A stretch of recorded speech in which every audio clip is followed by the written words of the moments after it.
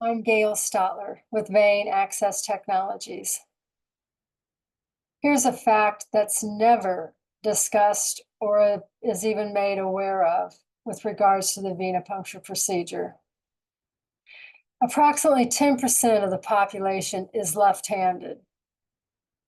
But what percentage of those lefties use their right hand to insert a needle into your vein? And why would they do that if they're left-handed? Because a good percentage of lefties don't know they're left-handed. From the day they were born,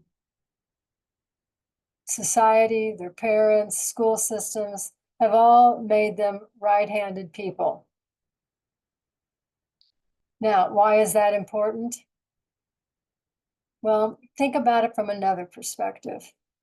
If you're a right-hander and you pick up a needle with your left hand to insert it, are you as competent and as confident?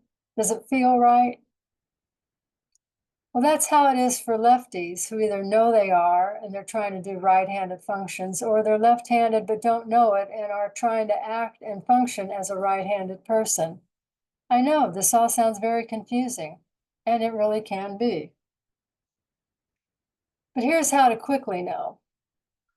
When I teach, and that's how I came to discover this, when you ask a left-handed person, when you ask a student to do a skill, and they're struggling with that right hand, there are certain telltale signs that they're really left-handed.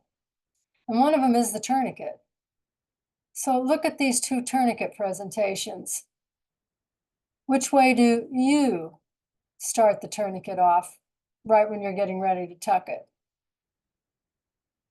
Because hand functions are natural functions. So if you will look at the way a person naturally handles a tool, it'll tell you a lot about their hand dominance.